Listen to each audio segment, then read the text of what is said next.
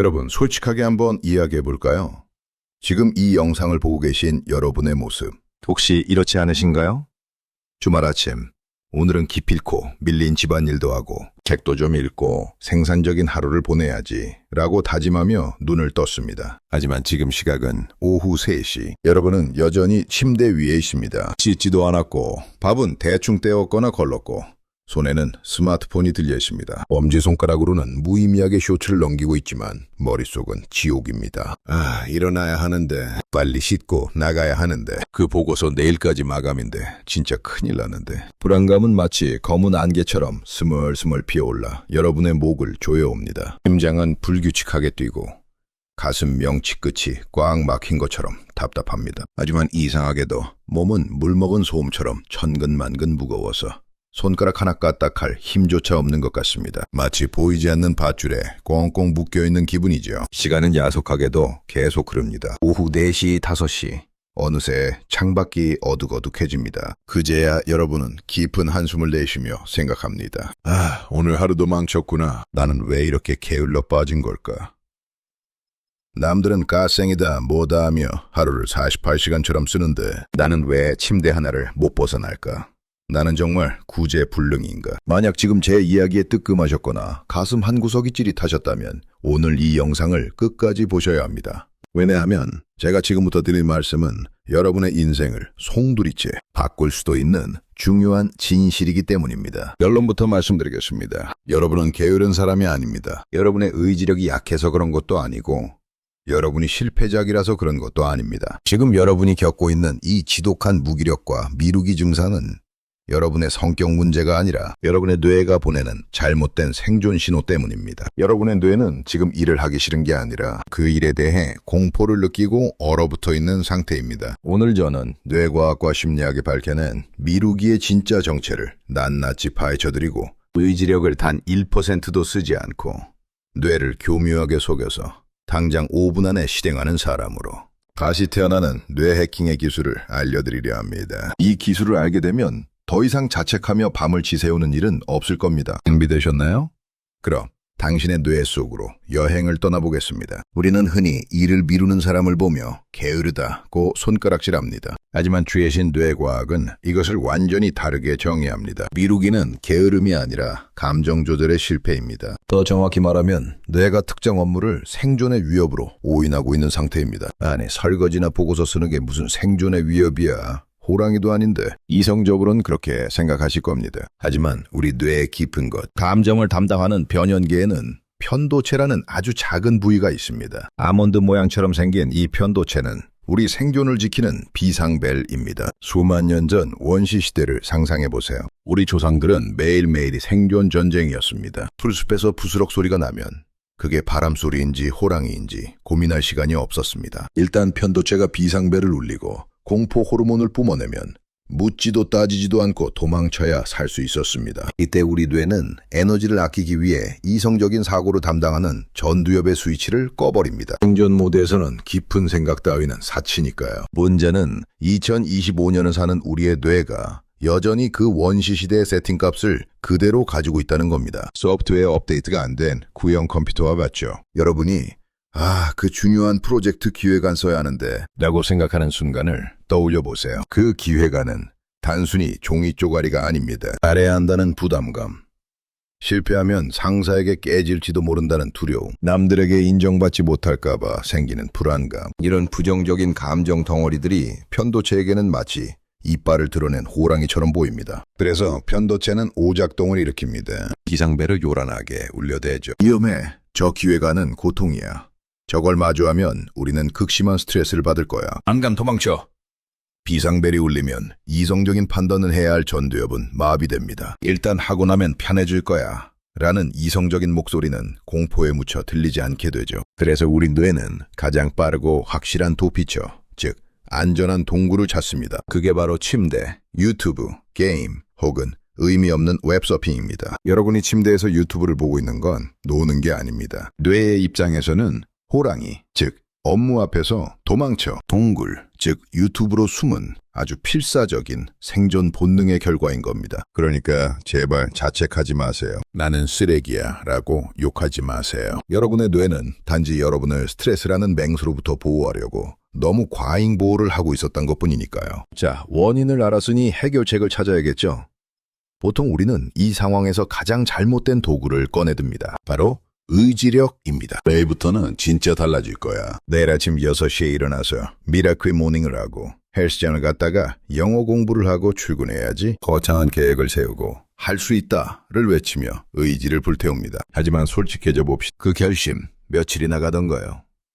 작심삼일은커녕 작심 하루로 끝나는 경우가 태반입니다. 그리고 밤이 되면 또다시 더 깊은 자괴감의 늪에 빠지지. 이건 여러분의 정신력이 약해서가 아닙니다. 전략이 틀렸기 때문입니다. 심리학자 로이 바우마이스터의 연구에 따르면 의지력은 무한한 자원이 아닙니다. 마치 스마트폰 배터리나 자동차 연료처럼 하루에 쓸 수 있는 양이 정해져 있는 고갈 자원입니다. 생각해보세요. 아침에 일어나서 오늘 뭐 입지 고민할 때 의지력 1% 사용, 지옥철에서 짜증을 참을 때 5% 사용, 점심 메뉴 고를 때, 싫어하는 상사 비위를 맞출 때, 업무 메일을 보낼 때 우리는 숨 쉬듯이 의지력을 씁니다. 그래서 저녁에 집에 돌아왔을 때 여러분의 의지력 배터리는 이미 빨간불이 들어와 있습니다. 방전된 상태인 거죠. 이미 편도체가 무서워, 하기 싫어 라고 비명을 지르고 있는 상태에서 연료가 바닥난 의지력을 쥐어짜며 그냥 해 라고 밀어붙이는 건 고문이나 다름없습니다. 이 방식은 백전백패입니다. 우리는 의지력과 싸워서 이길 수 없습니다. 배신,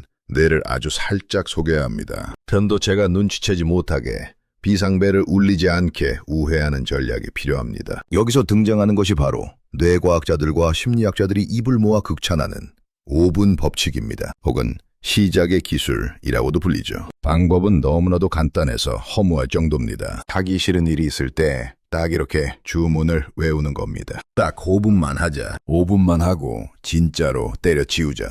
그게 무슨 효과가 있겠어. 어차피 계속해야 하는 거 다 아는데 뇌가 속겠어? 라고 생각하시나요? 하지만 여기에는 아주 정교한 뇌과학적 원리가 숨어 있습니다. 여러분이 오늘 2시간 동안 영어 공부해야지 라고 목표를 세우면 편도체는 그것을 거대한 호랑이로 인식하고 공포에 떱니다. 하지만 딱 5분만 책상에 앉아있자 라고 하면 어떨까요? 이건 호랑이가 아니라 귀여운 아기 고양이처럼 느껴집니다. 편도체가 5분? 그 정도는 별로 안 위험한데? 고통스럽지 않은데? 라고 판단하고 비상벨을 끄게 됩니다. 즉, 뇌가 느끼는 진입장벽을 극단적으로 낮추는 겁니다. 그리고 더 놀라운 마법은 이제부터 시작됩니다. 일단 5분이라도 억지로 혹은 가벼운 마음으로 시작을 하게 되면 우리 뇌 속에 있는 측좌핵이라는 부위가 깨어납니다. 측좌핵은 우리 뇌의 동기부여 버튼 혹은 의욕 스위치라고 생각하시면 됩니다. 많은 분들이 착각하는 게 있습니다. 의욕이 생겨야 행동을 한다 라고 생각하죠. 그래서 의욕이 생길 때까지 유튜브를 보며 기다립니다. 하지만 그런 날은 영원히 오지 않습니다. 뇌과학의 진실은 정반대입니다. 행동을 해야 의욕이 생깁니다. 이것을 심리학에서는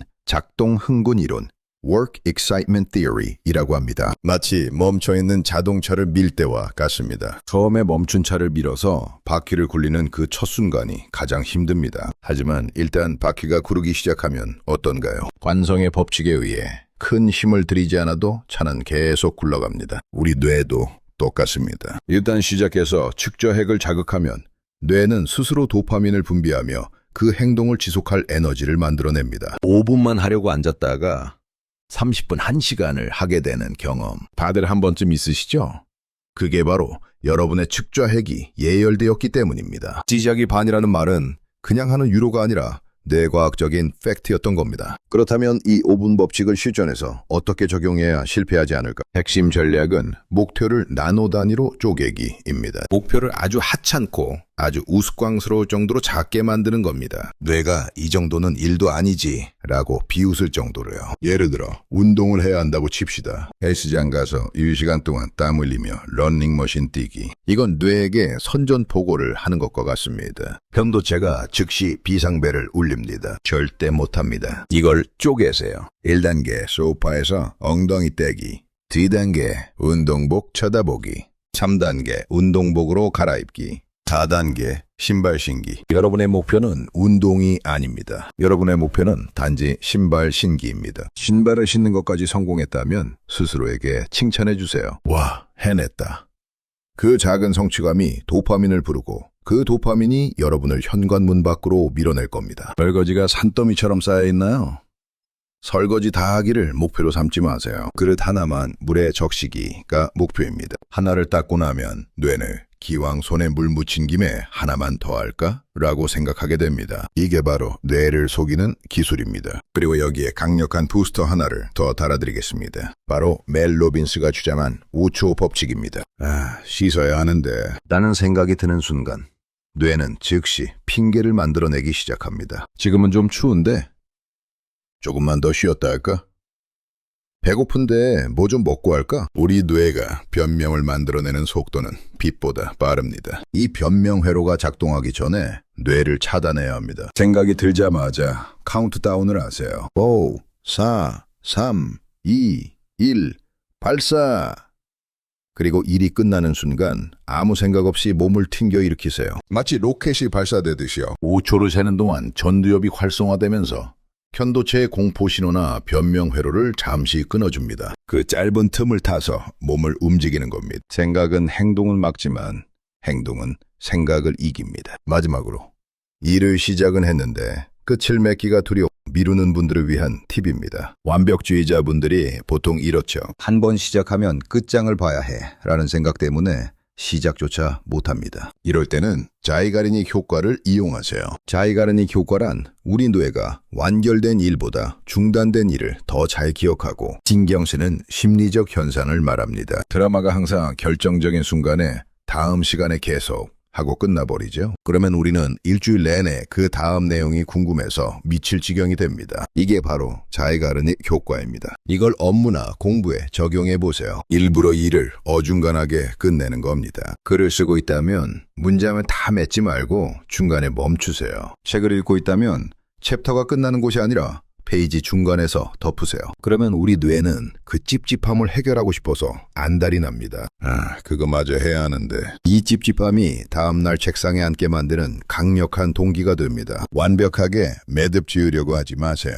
때로는 어설프게 남겨두는 것이 지속성을 위한 최고의 전략이 됩니다. 이 모든 방법과 함께 반드시 병행해야 할 것이 있습니다. 바로 환경 설계입니다. 앞서 말씀드렸듯 의지력은 배터리입니다. 아껴 써야 합니다. 가장 좋은 방법은 의지력을 쓸 필요가 없는 환경을 만드는 겁니다. 다이어트를 한다면서 식탁 위에 과자를 올려두고 나는 참을 수 있어 라고 하는 건 고문입니다. 그냥 과자를 눈에 안 보이는 곳에 치우거나 아예 사지 않는 것이 최고의 전략입니다. 스마트폰 때문에 일을 못하겠다면 의지로 참지 마세요. 스마트폰을 다른 방에 두거나 서랍 깊숙이 넣어두세요. 꺼내려가기 귀찮게 만드세요. 이걸 마찰력 높이기라고 합니다. 나쁜 습관에는 마찰력을 높여서 하기 어렵게 만들고 좋은 습관에는 마찰력을 줄여서 하기 쉽게 만드세요. 운동을 하고 싶다면 전날 밤에 운동복을 챙겨서 침대 바로 옆에 두세요. 일어나자마자 발에 걸리게요. 책을 읽고 싶다면 책을 펴서 소파 위에 엎어두세요. 앉자마자 책이 보이게 해요. 아주 사소한 차이 같지만